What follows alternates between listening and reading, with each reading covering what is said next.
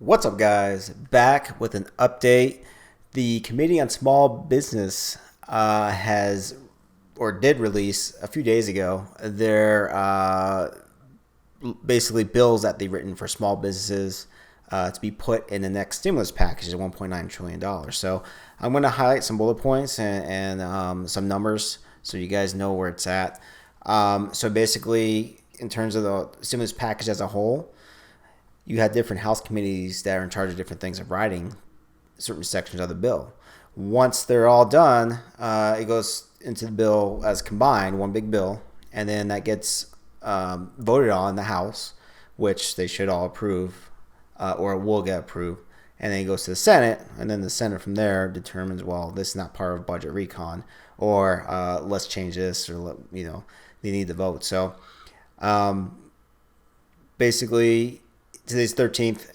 Pelosi expects the House to send this bill to the Senate by the 20th, so in about a week or so. So we'll see. So let's check this out in terms of certain sections that they put in here or created. So they're going to appropriate more money into the PPP. Okay, so they can provide more money to PPP. It says here 7.25 billion. Or sorry, that's for authority and appropriation. So meaning that's for admin stuff. Okay, so they're gonna add.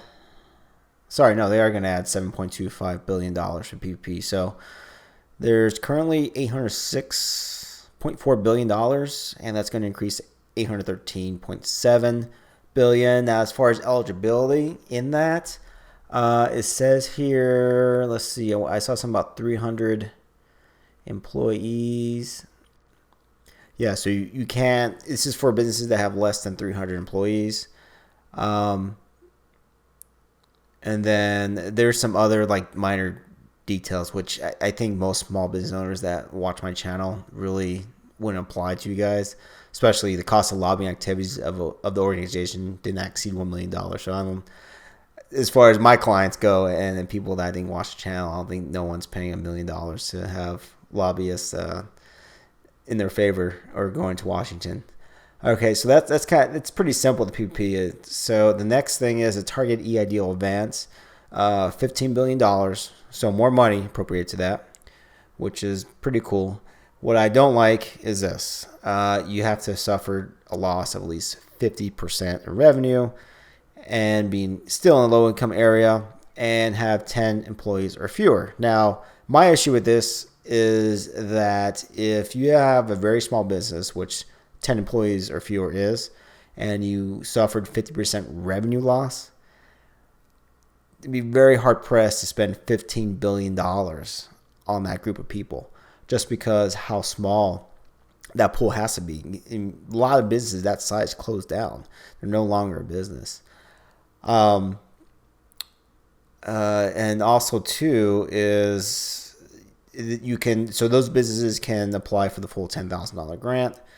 After 42 days, if that $15 billion isn't used, then the revenue loss threshold is lowered to 30%, which it currently is. And those people can apply for up to $5,000 grant. So it's just less money, especially when you're bleeding money right now or just trying to survive. The 50% and the $10,000, even $5,000 is. That doesn't even pay probably electricity for most, especially brick and mortar buildings or businesses. It's just I think that's just too little. The only thing I can say on their favor, they might have thought of this because either their CMA businesses qualify from the amount of applications they're giving out or money they're giving out to PPP loans, especially rounds 1 and 2.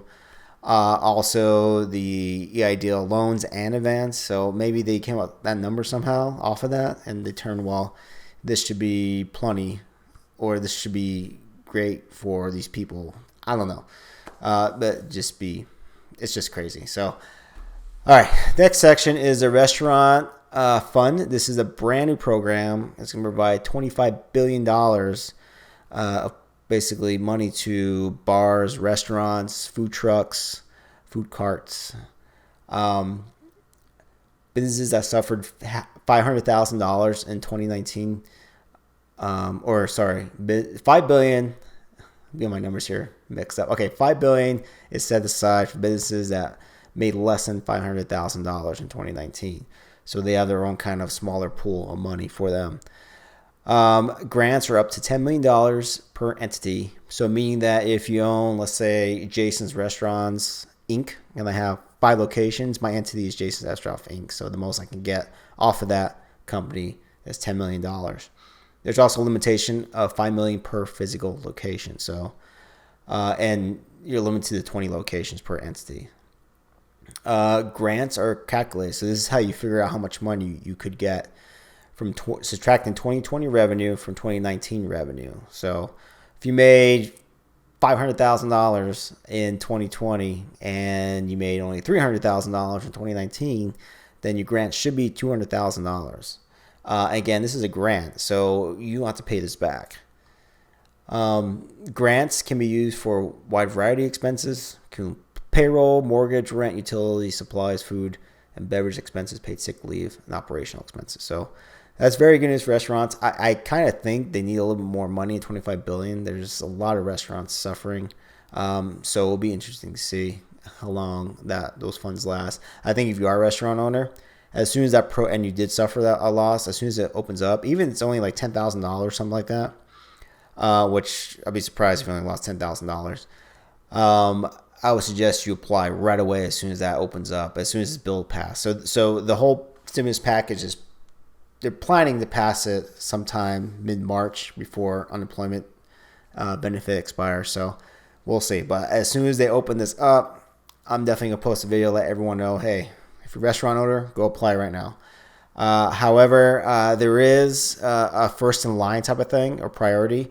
So any restaurants owned and operated and controlled by women, veterans, or socially and economically disadvantaged individuals, they receive first dibs on the grant. All right.